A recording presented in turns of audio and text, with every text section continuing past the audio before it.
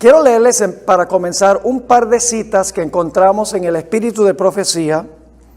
La primera está en el Conflicto de los Siglos, página 433, y la segunda en el mismo libro, página 624. Y no voy a leer la que está en el Conflicto de los Siglos 496 y 497, ustedes la tienen allí en su manual. La primera cita dice: por su alejamiento del Señor y su alianza con los paganos, la iglesia judía se transformó en ramera. Roma, hablando de Roma papal, se corrompió de igual manera al buscar el apoyo de los poderes mundanos y por consiguiente recibe la misma condenación. Está comparando lo que sucedió con el pueblo judío y lo que sucedió con el papado. Se aliaron con los poderes seculares, con los poderes civiles, los poderes paganos, se corrompió la iglesia y la iglesia se tornó ramera. La segunda cita, Conflicto de los Siglos 624, dice: hay una semejanza sorprendente entre la iglesia de Roma y la iglesia judía del tiempo del primer advenimiento de Cristo. Así que si entendemos lo que pasó allá, vamos a entender lo que pasó con Roma también. Por eso en esta lección nos vamos a enfocar primordialmente en la apostasía del pueblo judío, cómo el pueblo judío en los días de Jesús se tornó ramera, porque el Espíritu de Profecía dice que la Roma papal siguió el mismo paso que la iglesia judía. Vamos a Apocalipsis 17, 1 y 2, página 112 de nuestro manual, donde está hablando de la ramera. La ramera representa la iglesia romana, el papado. Y dice allí: vino entonces uno de los 7 ángeles que tenían las 7 copas, y habló conmigo diciéndome: ven acá, y te mostraré la sentencia contra la gran ramera, la cual está sentada sobre muchas aguas. ¿Por qué se le llama la gran ramera? ¿Cómo se convirtió en ramera? Aquí viene la explicación. Con la cual han fornicado los reyes de la tierra, y los moradores de la tierra se han embriagado con el vino de su fornicación. ¿Cómo se tornó ramera la iglesia apóstata al final de la historia? Fornicando con los reyes de la tierra. Su esposo legítimo debería haber sido ¿quién? Jesús. Pero al aliarse con los poderes políticos, le dijo no a su esposo y cometió adulterio con los reyes de la tierra. Ahora vamos a pasar por alto Apocalipsis 18, 1 al 3, porque dice básicamente lo mismo que acabamos de leer, solo en el contexto del fuerte clamor. Ahora vamos a ver cómo entendió Jesús la relación entre la iglesia y el Estado. No voy a leer todo este pasaje de Mateo 22, 15 al 21, solo voy a leer el versículo 19 hasta el versículo 21. El asunto le presentan a Jesús un dilema difícil. Dicen, bueno, ¿debemos nosotros pagarle tributo a César, sí o no? Jesús sabía que si contestaba sí, estaba en problema, y si contestaba no, también. Así que el Señor Jesucristo dio la siguiente respuesta. Versículo 19. Mostradme la moneda del tributo. Y ellos le presentaron un denario, que era la moneda común de esa época. Y entonces les dijo: ¿de quién es esta imagen? En otras palabras, la cara de quién está en esta moneda y la inscripción. ¿Cuál nombre? Le dijeron: de César. Y les dijo: dad pues a César lo que es de César y a Dios lo que es de Dios. Yo pregunto, ¿el poder civil tiene su función? ¿Dios le ha dado al poder civil su función? Sí. ¿La iglesia también tiene su función? Sí. Dar a César lo que es de César y a Dios lo que es de Dios. A la iglesia lo que le debemos a la iglesia, y a Dios lo que se le debe a Dios. Pero claro, la pregunta surge: ¿qué es lo que le debemos a César y qué es lo que le debemos a Dios? Bueno, al pie de la página 2, ustedes encontrarán que los 10 mandamientos fueron escritos ¿en cuántas tablas de piedra? En 2 tablas de piedra. ¿Podría Dios haberlas escrito en 3 tablas si hubiera querido? ¿O en una sola? Sí, podría haberlo hecho. ¿Por qué las escribió en 2 tablas? Bueno, ustedes saben por qué. En la página 113, solo me voy a referir a estos versículos. En Deuteronomio 4:13 dice que Dios escribió los 10 mandamientos en 2 tablas. Y luego Deuteronomio 6:4 resume los primeros 4 mandamientos, que es amar a Jehová nuestro Dios con todo nuestro poder. Y luego en Levítico 19:18, la segunda tabla tiene que ver con amar a ¿quién? A nuestro prójimo. Así que la primera tabla define lo que significa amar a Dios, la segunda tabla define y amplía lo que significa amar a nuestro prójimo. Y en Mateo 22, 34 al 40, Jesús presentó estos 2 grandes principios que resumen los 10 mandamientos. Él dijo, sobre estos 2 mandamientos está o depende toda la ley y los profetas. Así que los primeros 4 mandamientos es el deber que le debemos a Dios. Los últimos 6 mandamientos es el deber que le debemos a nuestro prójimo. Ahora, ¿sería legítimo que el poder civil se entrometiera con los primeros 4 mandamientos? No, porque eso le pertenecen solo a Dios, ¿verdad? No tendrás dioses ajenos. César no tiene nada que ver con eso. No tengas ídolos ni te inclines. César, eso no es con César, es con Dios.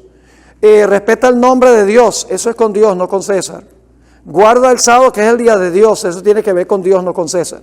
Pero los últimos 6 mandamientos sí tienen que ver con el poder civil. ¿El poder civil tiene derecho a preservar la vida de los ciudadanos? ¿No matarás? Sí. ¿También el matrimonio? Sí. ¿La reputación? Si una persona miente, ¿se le puede poner una demanda ante el gobierno? ¿Cómo no? ¿El gobierno tiene derecho a defender la propiedad de la gente para que la gente no les robe? Sí. O sea, la tabla de la ley que le pertenece a Dios y solo a Dios es la primera tabla. La segunda tabla de la ley que define la relación con los prójimos, el poder civil puede hacer leyes relacionadas con los últimos 6 mandamientos. ¿Están conmigo o no están conmigo?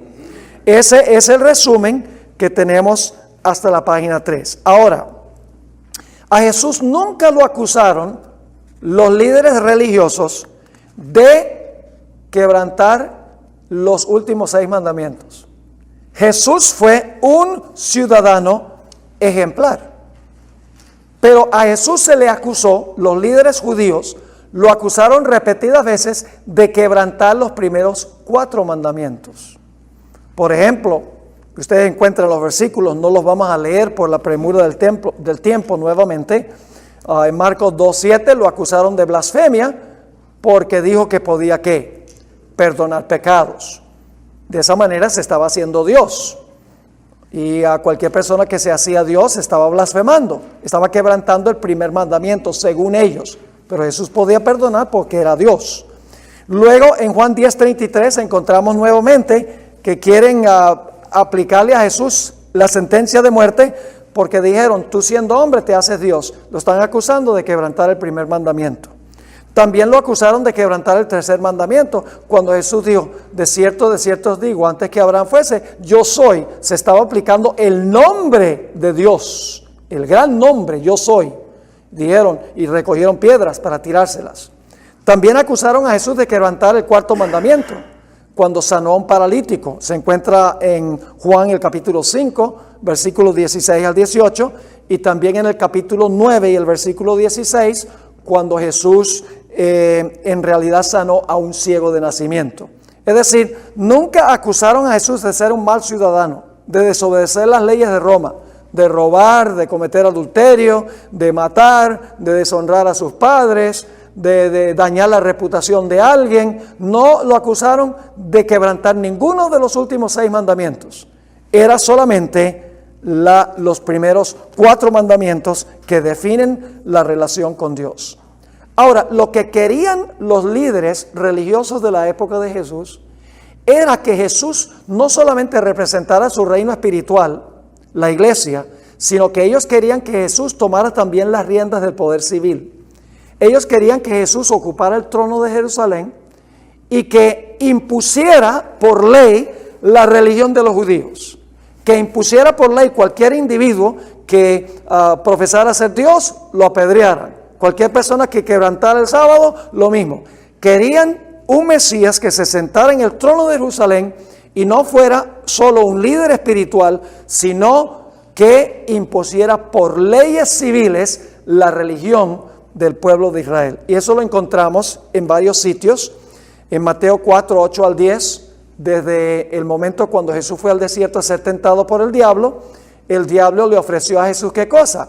Todos los reinos del mundo. Lo encontramos cuando Jesús alimentó a los 5,000. Judas era el cabecilla que trató de animar a los miles que estaban reunidos allí para que tomaran a Jesús por la fuerza y lo hicieran rey.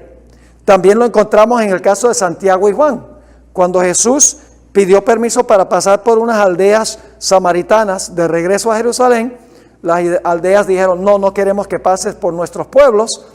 Santiago y Juan dijeron, bueno, ellos, ¿cómo se atreven a decir que nuestro Mesías no puede pasar por sus aldeas? ¿Quieres que llamemos fuego del cielo para quemar esas ciudades?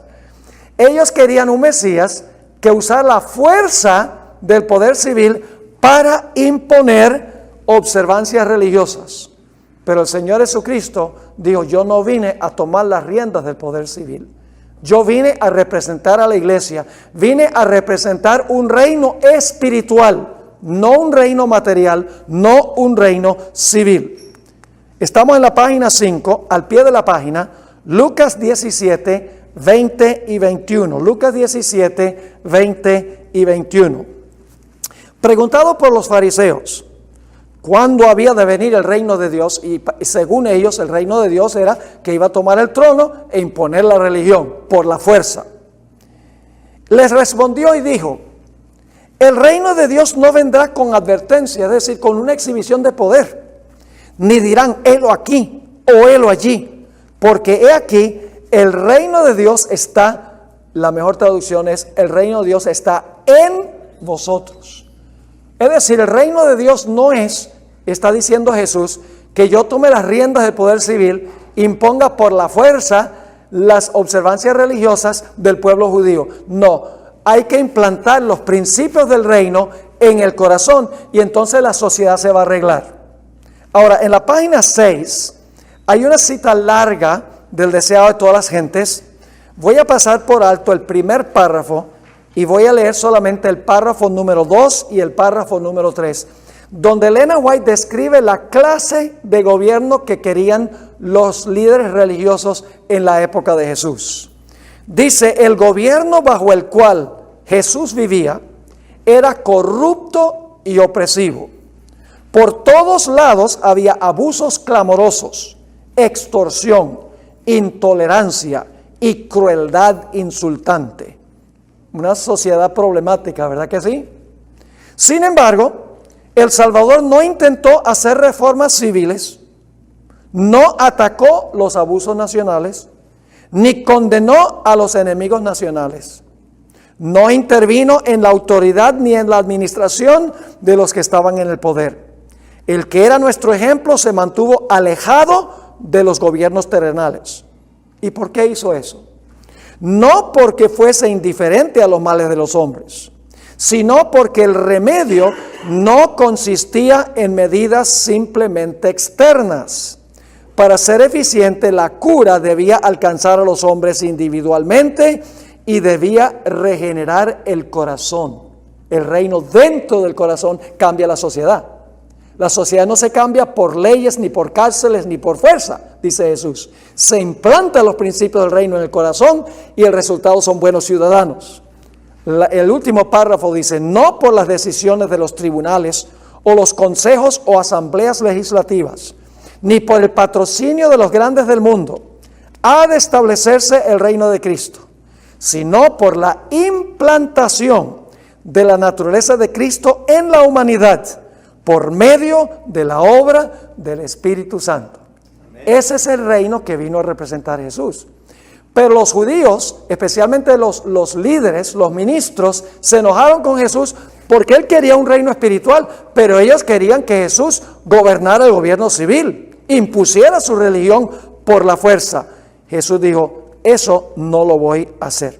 Y por lo tanto, 6 meses antes de su muerte, el Señor y Jesús hizo el mayor milagro, según el Espíritu Profecía, de todo su ministerio. La resurrección de un hombre que había estado muerto 4 días. La resurrección de Lázaro. Lo resucitó de los muertos. Y después de esto, los judíos empezaron a seguir a Jesús en masa. Y los líderes, los ministros, los pastores de la época se enojaron porque en vez de la gente ahora seguirlos a ellos, estaban siguiendo a Jesús. En Juan 12:19, página 6, dice: pero los fariseos dijeron entre sí: ya veis que no conseguís nada. Mirad, el mundo se va tras él. Es decir, todo el mundo está siguiendo a Jesús y no nos están haciendo caso a nosotros.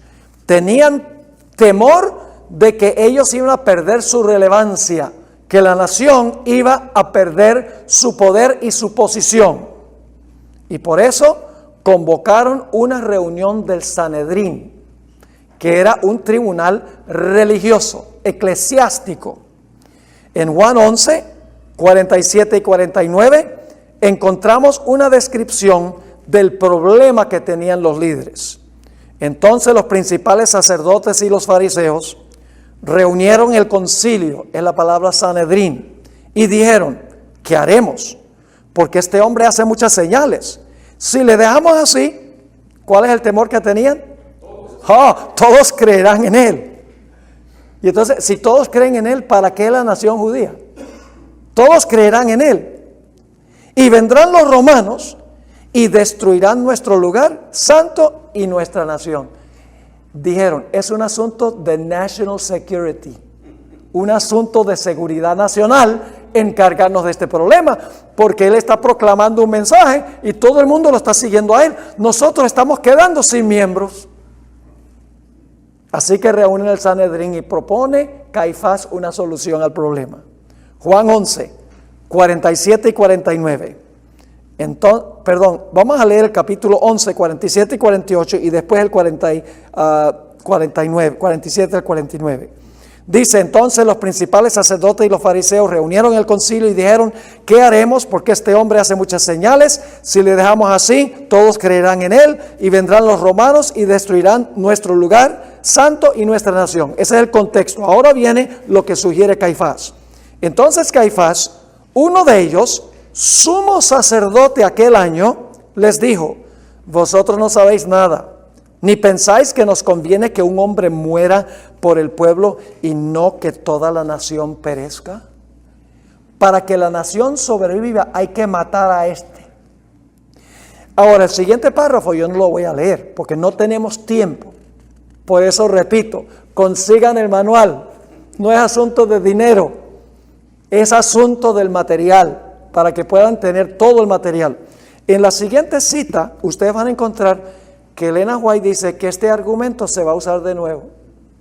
Los líderes religiosos de los Estados Unidos, cuando vean que sus miembros están abandonando las iglesias, cuando se da el fuerte clamor del cual hablamos, ellos dicen: si no hacemos algo, se nos van a ir todos los feligreses. Y van a hacer lo mismo que hicieron los líderes religiosos en la época de Jesús. Ustedes pueden leer eso. Y al pie de la página número 117, ese mismo día, el Sanedrín pronuncia contra Jesús el decreto de muerte. Ahora solo lo decretan, pero todavía no lo pueden implementar. Página 118. Ahora nos movemos 6 meses más tarde. Jesús está en el huerto de Getsemaní. Ha clamado a su Padre que le quita de la copa del sufrimiento. Y mientras está allí, viene la guardia del templo. Esta no es una guardia civil de los romanos, viene la guardia del templo, la guardia religiosa. Y quieren arrestar al Señor Jesús. Y había uno de los discípulos que era violento, se llamaba Simón Pedro, que algunos piensan que era el primer papa. Bueno, Dios tenga misericordia de su pueblo, ¿verdad? Pero Pedro, ¿cómo quiso defender el reino de Jesús? Sacó la espada y le tiró un zarpazo al siervo del sumo sacerdote y le mochó la oreja. No tenía la intención de cortarle la oreja, le quería cortar la cabeza, pero el problema es que no era soldado sino pescador y no sabía manejar la espada muy bien. ¿Qué le dijo Jesús a Pedro? Le dijo, bien hecho, Pedro, defiende mi reino con la espada. No, señor. Mateo 26, 51 y 52. Pero uno de los que estaban con Jesús, extendiendo la mano, sacó su espada e hiriendo a un siervo del sumo sacerdote, le quitó la oreja. Entonces Jesús le dijo, vuelve tu espada a su lugar, porque todos los que tomen espada, a espada perecerán. En Apocalipsis 13, el versículo 10, hay una expresión muy similar en el futuro. La bestia usaba la espada para matar, y la misma espada le dio la herida mortal. Ahí está el cumplimiento profético de lo que pasó en el huerto. Dice en Apocalipsis 13:10, si alguno lleva en cautividad, va en cautividad. Si alguno mata a espada debe ser muerto. Aquí está la paciencia y la fe de los santos. Así que arrestan a Jesús, la guardia del templo, todavía Roma no está involucrada, y llevan a Jesús para un juicio eclesiástico ante el Sanedrín, el mismo Sanedrín. Esto sucede en la casa de Caifás. Y ahí están reunidos todos los líderes de la iglesia. Mateo 26 y el versículo 57. Los que prendieron a Jesús le llevaron al sumo sacerdote Caifás, a donde estaban reunidos, ¿quiénes? Los escribas, esos eran los teólogos, y los ancianos, que eran los líderes espirituales. Este tribunal no era romano, no era un tribunal civil. Era un tribunal eclesiástico, como sucedía con la Inquisición durante los 1260 años. Primero, los líderes de la iglesia examinaban al acusado y luego lo entregaban al poder civil. En este momento no está involucrado todavía el poder civil. Así que ahora le hacen un juicio eclesiástico a Jesús. Mateo 26, 59 al 64, encontramos la descripción y solamente vamos a leer el versículo 59 por la premura del tiempo. Dice, y los principales sacerdotes y los ancianos y todo el concilio buscaban falso testimonio contra Jesús. ¿Con qué propósito? Para entregarle a muerte. Y empezaron a indagar, empezaron a tratar de que Jesús respondiera a sus preguntas. Y Jesús prácticamente todo el tiempo guardó silencio. Ahora ustedes pueden leer allí en la mitad de la página 119, todos los derechos legales de Jesús fueron violados por la iglesia. Toda la lista que está allí son garantías que tenía el pueblo judío de esa época si a un individuo lo acusaban de un crimen. Todos los derechos que garantizaba la ley judía de la iglesia fueron violados por la iglesia. Ahora hay otro punto importante al pie de la página 119, y es que en la época de Jesús, aunque todos eran judíos, había diferentes denominaciones religiosas. Había los saduceos, estaban los fariseos, estaban los herodianos, estaban los esenios, estaban los celotes. Todas eran denominaciones judías y se odiaban una a otra porque tenían doctrinas distintas.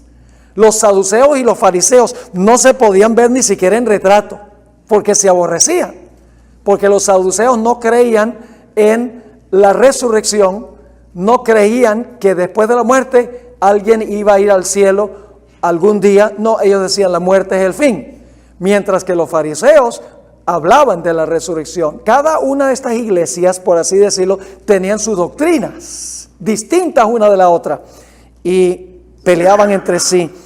Pero cuando se trató de matar al Señor Jesús para salvar la nación y para salvar su posición, todos se unieron. Ahora ustedes pueden leer las dos citas en la página 120. Tristemente no tengo tiempo para leer todas las citas donde esto va a pasar también en el tiempo del fin. En el conflicto de los siglos 497 y en el conflicto de los siglos 498 encontramos dos citas de la hermana White, a donde ella dice básicamente que muchos creen que la diversidad de doctrinas que tienen las iglesias al final de la historia hace imposible que algún día se unan. Pero luego dice que un día todas las iglesias se van a unir con un propósito: acabar con la voz disidente y reprensora. que está sacando miembros de las iglesias con el fuerte clamor. Eso va a suceder de nuevo como sucedió en los días de Cristo. Pero también ese día hubo ecumenismo político. Enemigos políticos también se unieron y se amistaron. Ustedes recuerdan que la Biblia dice que Pilato y Herodes no se podían ver ni en retrato.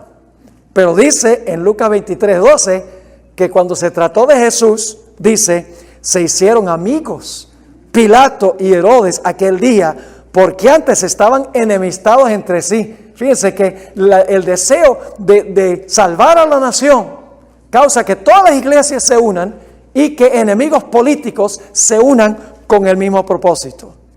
Ese mismo día, en ese juicio eclesiástico, se pronunció la sentencia de muerte contra Jesús. Se encuentra en Mateo 26, 65 y 66. Entonces el sumo sacerdote rasgó sus vestiduras, diciendo, ha blasfemado. ¿Qué más necesidad tenemos de testigos? He aquí, ahora mismo habéis oído su blasfemia. ¿Qué os parece? Y respondiendo ellos dijeron, ¿es qué cosa? Es reo de muerte. Pero el pueblo judío tenía un problema muy serio. Y es que ellos no podían como iglesia ejecutar la sentencia de muerte. Necesitaban la ayuda del poder civil. ¿Están empezando a entender este panorama? Imponer la religión por la fuerza, la iglesia pronuncia la sentencia, pero necesita la ayuda del poder civil. En Mateo 27, 1 y 2 nos dice que hicieron. Venido la mañana, todos los principales sacerdotes y los ancianos del pueblo, los líderes religiosos, entraron en consejo contra Jesús para entregarle a muerte y le llevaron atado y le entregaron ¿a quién? A Poncio Pilato, el gobernador. Ahora está involucrado el poder civil, porque la iglesia no puede ejecutar el decreto de muerte. Esto es lo mismo que pasó durante los 1260 años. La iglesia romana dice, nosotros no ejecutamos a nadie. Lo que hacían era la Inquisición y entonces entregaban a la persona al poder civil para que el poder civil lo exterminara. No hay ninguna diferencia entre lo que pasó con Jesús y lo que pasó con el papado durante el periodo de su dominio. Vamos a pasar por alto Juan 18, 28, dice básicamente lo mismo. Y ahora viene Jesús ante Pilato y Pilato hace una pregunta penetrante a los que han traído a Jesús. Juan 18, 29.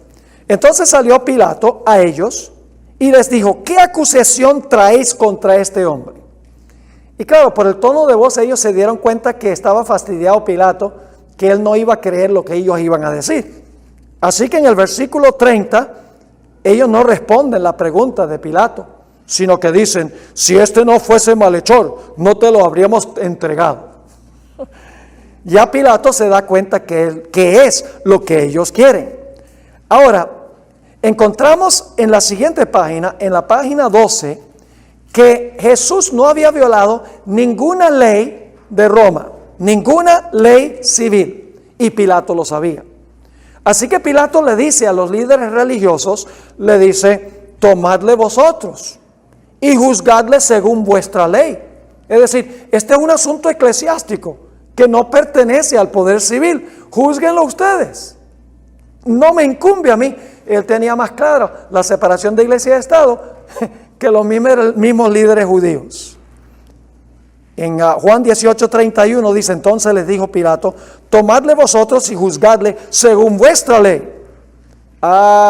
Pero ahora ellos dicen cuál es el problema. Y los judíos le dijeron, a nosotros no nos está permitido dar muerte a nadie. La iglesia necesita que el poder civil use su espada para acabar con el enemigo nacional. ¿Están entendiendo? Esto se va a repetir. Ahora, ellos se dieron cuenta que no estaban llegando a ninguna parte con Pilato. Ellos saben que tienen que conseguir una acusación contra Jesús de una violación de una ley romana.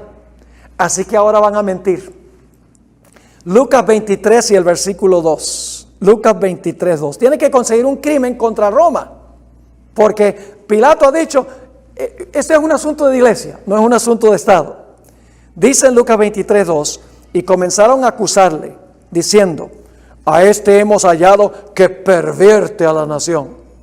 Y Pilato está diciendo: ¿y eso aquí, a mí qué? Yo no soy judío. Y que prohíbe dar tributo a César. Mentirosos. Jesús había dicho: dad pues a César lo que es de César. Y luego dice, diciendo que él mismo es el Cristo, un rey. Oh, y cuando dijeron eso, se le pararon las orejas a Pilato. Si pretende ser rey, eso es sedición contra Roma. Así que lleva a Jesús a su aposento privado para preguntarle a Jesús si es rey. En la página 123 encontramos Juan 18:36. Pilato le pregunta: ¿eres un rey? Respondió Jesús: mi reino, ¿qué cosa? No es de este mundo. ¿Cuántos reinos reconoció Jesús? 2, el del mundo y el de él. El de él espiritual y el otro el civil. Digo, mi reino no es de este mundo. Yo no he venido a tomar las riendas del poder civil ni imponer mi religión. Sigue diciendo: si mi reino fuera de este mundo, mis servidores pelearían para que yo no fuera entregado a los judíos, pero mi reino no es de aquí. Pilato, no hay problema, no te preocupes, que yo no soy una amenaza para el emperador, no soy una amenaza para el poder civil. Vamos a pasar por alto a Juan 18:37. Pilato 3 veces declaró que Jesús era inocente, públicamente. Noten Juan 18 y el versículo 38. Le dijo Pilato: ¿qué es la verdad? Y cuando hubo dicho esto, salió otra vez a los judíos y les dijo: yo no hallo en él ningún delito. Juan 19:4. Entonces Pilato salió otra vez y les dijo: mirad, os lo traigo fuera para que entendáis que ningún delito hallo en él. Juan 19:6. Cuando le vieron los principales sacerdotes y los alguaciles, dieron voces diciendo: crucifícale, crucifícale. Pilato les dijo: tomadle vosotros y crucificadle, porque yo no hallo ningún delito en él. ¿Había desobedecido Jesús la ley civil de Roma? No, Pilato lo hubiera condenado. Pilato dice: este es un asunto de iglesia, no es un asunto conmigo. Y sin embargo, a pesar de que Pilato 3 veces anunció públicamente que Jesús no había cometido ningún delito, los líderes religiosos no se dieron por vencidos. En la página 124, Juan 19:7, los judíos le respondieron a Pilato: nosotros tenemos una ley. Es decir, la iglesia tiene una ley. Y según nuestra ley, debe morir, porque se hizo a sí mismo hijo de Dios. Y Pilato está pensando: ¿y a mí qué? Se hizo hijo de Dios. Eso no tiene nada que ver conmigo, con el poder civil. Pilato entendió que había 2 leyes, la de él y la de ellos. Y ellos dijeron: según las leyes de la iglesia, él debe morir. Y Pilato, tú tienes que servir como nuestro instrumento para lo que quiere la iglesia. El mismo argumento se va a usar de nuevo. No voy a leer el párrafo, ustedes lo pueden leer, ahí lo he incluido en el manual, en la página 124. Van a usar el mismo argumento. Nosotros tenemos una ley, que es la ley dominical, y según nuestra ley debe morir. Toda esta historia se va a repetir de nuevo con el pueblo de Dios al final de la historia. Y el gran peligro es cuando la iglesia usa el poder civil para imponer lo que la iglesia quiere. Ahora, yo pregunto, ¿era Pilato un gobernante legítimo? Sí. Pilato le dijo a Jesús: tú no sabes que yo te puedo soltar si quiero. Y noten lo que le dijo Jesús, Juan 19:11. Respondió Jesús: ninguna autoridad tendrías contra mí si no te fuese dado de arriba. Por tanto, el que a ti me ha entregado, mayor pecado tiene. ¿Reconoció Jesús que Pilato era un gobernante legítimo? Dios: sí, tú gobiernas porque Dios te dio tu posición de gobierno. Ahora, ¿por qué entregó Pilato a Jesús a la muerte? Aquí viene lo triste. Por 2 razones. Número 1, porque Pilato temía un tumulto. Ya Pilato había tenido problemas con el emperador. El emperador estaba ya harto de él y una cosa más lo hubiera quitado. Dice en Mateo 27 y el versículo 24, viendo Pilato que nada adelantaba, sino que hacía más alboroto, tomó agua y se lavó las manos delante del pueblo diciendo, inocente soy de la sangre de este justo, allá vosotros. Fíjese, otra vez dice él es justo. Condena a un hombre que abiertamente dijo que era justo y que era inocente. Temía un tumulto. Pero había otra razón relacionada con esta. Y es que Pilato temía perder su posición política, la posición que ocupaba en el gobierno. En Juan 19 y el versículo 12, lo intimidaron los líderes religiosos. Desde entonces procuraba Pilato soltarle, pero los judíos daban voces diciendo, si a este sueltas, no eres amigo de César. Todo el que se hace rey, a César se opone. Si tú sueltas a este hombre, te vamos a acusar con César y César te va a quitar como gobernador. Esto se va a repetir. Ahí está el párrafo. Voy a leer: los dignatarios de la iglesia y del Estado, esto está hablando del tiempo del fin, se unirán para hacer que todos honren el domingo, y para ello apelarán al cohecho, a la persuasión o a la fuerza. La falta de autoridad divina se suplirá con ordenanzas opresivas. La corrupción política está destruyendo el amor a la justicia y el respeto a la verdad. Y hasta en los Estados Unidos de la libre América se verá a los representantes del pueblo, que son los políticos, y a los legisladores tratar de asegurarse, ¿qué cosa? El favor público, doblegándose a las exigencias populares por una ley que imponga la observancia del domingo. La libertad de conciencia que tantos sacrificios ha costado no será ya respetada. Harán lo que la iglesia quiere para salvar su posición política, para ganar votos de parte del pueblo. ¿Saben quiénes en realidad tuvieron la culpa de todo lo que pasó con Jesús? Los líderes religiosos. Ni siquiera al pueblo se le podía echar la culpa. Los que clamaron, crucifícale, crucifícale, lo dijeron porque los líderes les dijeron que lo hicieran.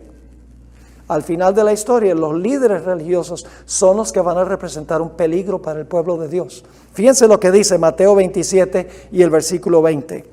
Pero los principales sacerdotes y los ancianos, ¿qué hicieron? Persuadieron a la multitud, es decir, a sus miembros, que pidiese a Barrabás y que Jesús fuese ¿qué? Y que Jesús fuese muerto. Ahora quiero hablarles del momento en que la nación judía cometió alta traición contra Dios. El momento cuando oficialmente cometió fornicación. Hay un momento específico.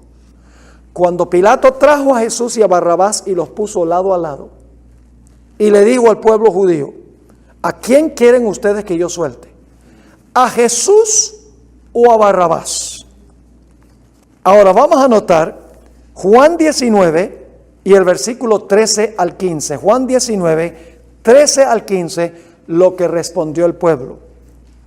Entonces Pilato, oyendo esto, llevó fuera a Jesús, se sentó en el tribunal en el lugar llamado el Enlosado y en hebreo Gábata. Era la preparación de la Pascua y como la hora sexta. Entonces dijo a los judíos, he aquí que vuestro rey. ¿Era Jesús el rey de ellos en verdad? Sí, era el rey, ¿cómo no? Pero ellos gritaron, fuera, fuera, crucifícale. Pilato les dijo, ¿a vuestro rey he de crucificar?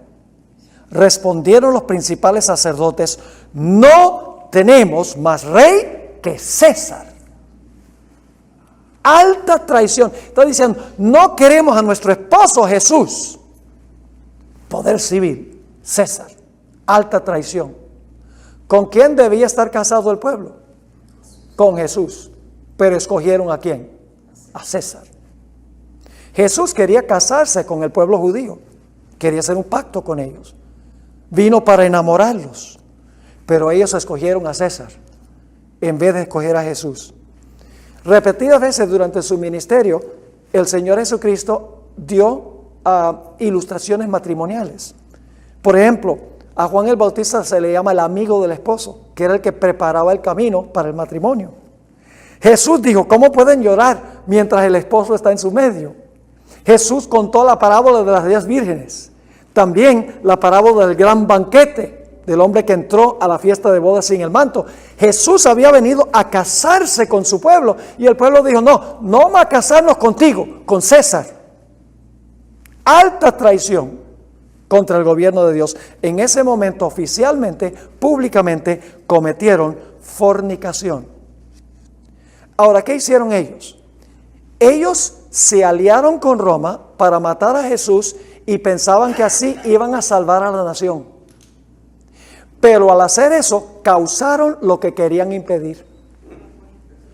Porque al matar a Jesús, los romanos vinieron y acabaron con la nación. Vamos a leer Lucas 19, 41 al 44. La apostasía nacional llevó ¿a qué? A la ruina nacional. Dice en Lucas 19, 41, y cuando llegó cerca de la ciudad, al verla, lloró sobre ella, diciendo, oh, si también tú conocieses a lo menos en este tu día lo que es para tu paz. Jesús está descendiendo por el monte de los Olivos para entrar a la puerta oriental de Jerusalén. Mas ahora está encubierto a tus ojos, porque vendrán días sobre ti, cuando tus enemigos te rodearán con vallado, y te sitiarán y por todas partes te estrecharán, y te derribarán a tierra y a tus hijos dentro de ti, y no dejarán en ti piedra sobre piedra, por cuanto no conociste el tiempo de tu visitación. Creían que al matar a Cristo iban a salvar a la nación, pero cuando se unieron con los romanos vinieron y quitaron su nación. Causaron lo que querían impedir. ¿Va a pasar esto de nuevo? Sí, Señor. Se va a creer que la ley dominical va a salvar a la nación. Dios va a bendecir a la nación de nuevo. Pero va a llevar a la apostasía nacional que llevará a la ruina nacional. Ustedes pueden leerlo ahí en la página 127. Allá en la parte de arriba de la página. Ahora necesitamos hablar por unos momentos en cuanto a lo que sucedió después que Jesús se fue al cielo, con la iglesia que Jesús estableció después del Pentecostés. En Hechos 1 y el versículo 8, Jesús dio la gran comisión a su iglesia. Dijo, pero recibiréis poder cuando haya venido sobre vosotros el Espíritu Santo. ¿Y qué debía hacer la iglesia al recibir el poder? Y me seréis testigos en Jerusalén, en toda Judea, en Samaria y hasta lo último de la tierra. Ahora, ¿de dónde debían sacar el mensaje para dar testimonio? De la palabra. ¿Le dio Dios a la iglesia una espada para predicar? Sí, ¿cuál es la espada que le dio para predicar? Esta espada que está aquí. Nota en Efesios 6:17, la espada que Dios le dio a la iglesia. Dice en Efesios 6:17, y tomad el yelmo de la salvación y la espada del Espíritu, que es ¿qué cosa? Que es la palabra de Dios. Yo pregunto, cuando los apóstoles predicaron la palabra de Dios, ¿se convirtieron miles y miles de personas? La espada penetró hasta el alma, como dice en Hebreos 4, 12 y 13, y se convirtieron, se bautizaron y se unieron a la iglesia. Miles y miles, dice el libro de Hechos. Ahora, vamos a pasar por alto lo que dice la página 128, arriba, donde Jesús dice, Jesús no le dice a la iglesia, usen la espada para que la gente toda crea en mí. Usen la espada del poder civil. Díganle a Roma que les ayude a predicar el evangelio. No. Jesús más bien dijo que la espada se iba a levantar contra ellos. Ustedes pueden leer eso allí en Mateo 10, 34 al 39. Jesús dijo, no, ustedes no van a usar la espada. La espada se va a levantar es contra ustedes. Y eso fue lo que sucedió con los apóstoles. Todos murieron muertes violentas, menos Juan, que murió viejo, el que escribió el libro de Apocalipsis. Ahora, hay otra espada que menciona la Biblia. A la iglesia Dios le dio su espada, que es la palabra de Dios, y esa espada se usa ¿cómo? Predicando. ¿Están conmigo o no están conmigo? Pero la Biblia menciona una segunda espada, y esa espada se la dio Dios al poder civil. Vamos a Romanos 13, y el versículo 1 al 10. Romanos 13, 1 al 10. Sométase toda persona a las autoridades superiores, porque no hay autoridad sino de parte de Dios, y las que hay por Dios han sido establecidas. De modo que quien se opone a la autoridad, ¿quién es autoridad aquí? ¿Quién es? El poder civil. De modo que quien se opone a la autoridad, a lo establecido por Dios resiste. Y los que resisten acarrean condenación para sí mismos. Porque los magistrados, que son oficiales civiles, no están para infundir el temor al que hace el bien, sino al malo. ¿Quieres pues no temer la autoridad? ¿Quieres no tenerle miedo al gobierno? En otras palabras, haz lo bueno y tendrás alabanza de ella. Obedece las leyes civiles y el gobierno civil no te va a hacer nada. Versículo 4. Porque es servidor de Dios para tu bien, pero si haces lo malo, teme, porque no en vano lleva la espada, pues es servidor de Dios, vengador para castigar al que hace lo malo. ¿Qué clase de malo? ¿Al que quebranta el sábado? No. ¿Al que toma el nombre de Dios en vano? ¿Al que se inclina ante un ídolo? No. ¿Cómo usa el poder civil la espada? Castiga violaciones del Código Civil, a los ladrones, a los asesinos, a los pornógrafos, a los que dañan, a los mentirosos que dañan la reputación de los demás, a los que maltratan a los padres. El poder civil usa la espada para castigar con cárcel, confiscación de bienes y en algunos estados con la muerte a los que violan las leyes civiles. Pero no está dando autorización para castigar violaciones de la primera tabla, porque esa es de Dios. ¿Están conmigo? Y ustedes dicen, ¿cómo sabe eso? Sigamos leyendo. Versículo 5. Por lo cual es necesario estarles sujetos, no solamente por razón del castigo, es decir, no solamente debes obedecer las leyes civiles por temor a que te echen a la cárcel o que te castigue el poder civil, sino también por causa de la conciencia. Es porque eres un buen cristiano que debes obedecer las leyes civiles. Versículo 6. Pues por esto pagáis también los tributos, porque son servidores de Dios que atienden continuamente a esto mismo. Tú pagas taxes para que el poder civil te ayude en este sentido. Versículo 7. Pagad a todos lo que debéis, al que tributo, tributo, al que impuesto, impuesto, al que respeto, respeto, al que honra, honra. No debáis a nadie nada, sino, ahora fíjense qué tabla de la ley es la que le pertenece al poder civil, sino el amaros unos a otros, porque el que ama al prójimo ha cumplido la ley.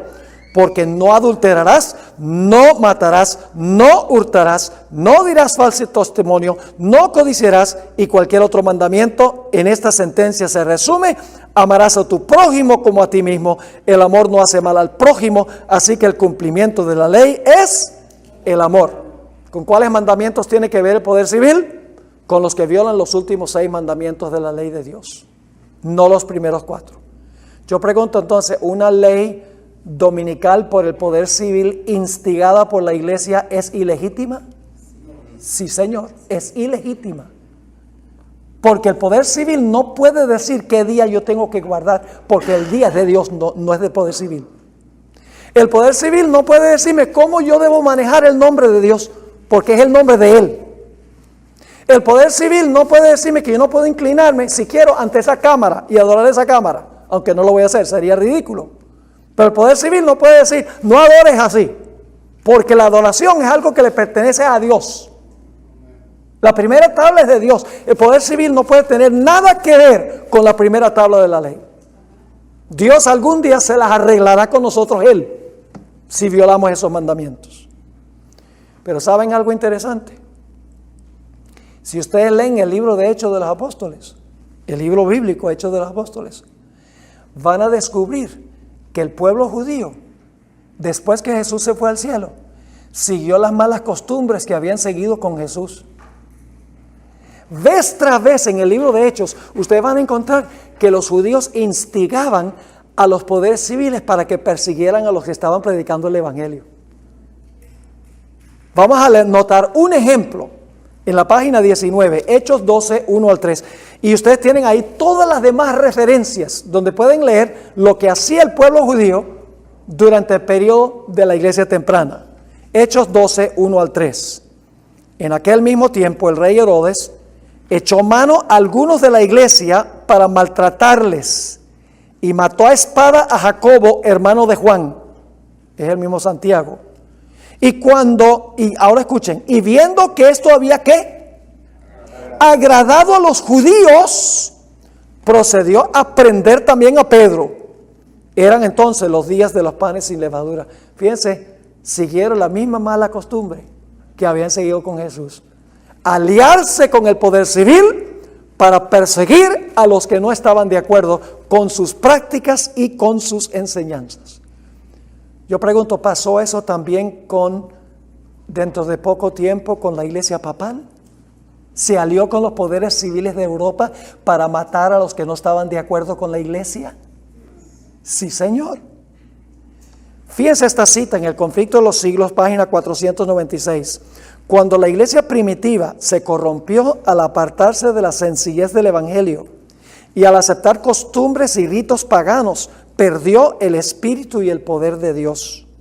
Y para dominar las conciencias, como ya no tenía el poder de Dios por la predicación, y para dominar las conciencias buscó ¿qué cosa? El apoyo del poder civil. El resultado fue ¿qué cosa? El papado, es decir, una iglesia que dominaba el poder del Estado y se servía de él para promover sus propios fines y especialmente para extirpar la herejía. Y luego habla de lo que va a pasar al final de la historia. Para que los Estados Unidos formen una imagen de la bestia, el poder religioso debe dominar de tal manera el gobierno civil que la autoridad del Estado sea empleada también por la iglesia para cumplir sus fines. ¿Están viendo el paralelo? ¿Entienden lo que es la fornicación de Babilonia? Cualquier iglesia que busque el apoyo del poder civil para llevar adelante su misión es una iglesia fornicaria. Y no solo está pasando con el papado, sino las iglesias protestantes ahora están en las mismas. Ahora Pilato estaba deliberando si iba a entregar a Jesús o no. Mientras estaba ahí, Dios le mandó un último mensaje, una nota de su esposa. La esposa no había podido dormir toda la noche, tuvo sueños en cuanto a Jesús. Le dijo a Pilato, no tengas nada que ver con este hombre inocente. Pero la historia nos dice, y está ahí plenamente desarrollada en la página 130, Pilato, por salvar su posición política, entregó a la muerte a un hombre inocente. Rechazó el último llamado de Dios. Yo pregunto, ¿nosotros tenemos un mensaje para los gobernantes civiles del mundo? Hermanos y hermanas, los gobernantes civiles necesitan escuchar este mensaje, este que estoy predicando ahora, aquí. Porque están dejándose infiltrar por lo que el papado quiere y por lo que las iglesias protestantes quieren. Y van a repetir la historia. Ojalá que no hagan como hizo Pilato, por salvar su posición política, entregar a la muerte a gente inocente. Ahora quiero que vayamos a la página 132. Y vamos a leer Juan 16, 1 al 3. Ustedes van a darse cuenta que esto se va a repetir. Jesús lo profetizó. Estas cosas os he hablado, dice Jesús, para que no tengáis tropiezo. Os expulsarán de las sinagogas. Hoy en día se llaman ¿qué? Iglesias. Y aún viene la hora cuando cualquiera que os mate pensará que le rinde servicio a Dios. Y harán esto porque no conocen al Padre ni a mí. Y luego viene la última cita que voy a leer. Espeluznante esta cita, mis hermanos y hermanas. Las fuerzas de las tinieblas se unirán con agentes humanos. Ve, fuerzas, ¿qué son las fuerzas de las tinieblas? Satanás y sus ángeles. Se unirán con agentes humanos, con seres humanos, que se han entregado al control de Satanás. Y ahora viene la parte clave. Y se revivirán las mismas escenas que ocurrieron cuando Jesús fue juzgado, rechazado y crucificado. ¿La iglesia va a repetir la experiencia de Jesús? Sí, Señor. Dice, se revivirán las mismas escenas que ocurrieron cuando Jesús fue juzgado, rechazado y crucificado. ¿Y quieren saber cómo va a ser ese periodo? Nosotros necesitamos una fe y confianza en Dios mucho más grande que la que tenemos ahora. Porque Dios va a retirar su espíritu del mundo. Satanás va a tener control total sobre los impenitentes, sobre todos los impíos. Control total, no sobre los fieles. Dios tiene control sobre los fieles. Sigue diciendo, al entregarse a las influencias satánicas, los hombres se transformarán en demonios. Y aquellos que fueron creados a imagen de Dios, los que fueron formados para honrar y glorificar a su Creador, se convertirán en habitación de dragones. Y Satanás verá en una raza apóstata su obra maestra de maldad, seres humanos que reflejan su propia imagen. Esa es la clase de mundo en el cual va a vivir el remanente final de Dios. Todo como resultado de la iglesia unirse con el poder civil, que la Biblia llama fornicación. Esa es la fornicación de Babilonia. Nosotros tenemos un mensaje para los gobernantes del mundo. No se dejen infiltrar por las iglesias. Gobiernen en asuntos civiles y dejen los asuntos religiosos para la iglesia, para Dios, no para el poder civil. Ojalá hayamos entendido la fornicación de Babilonia y los peligros que le esperan al pueblo de Dios y la maravillosa victoria en Jesús.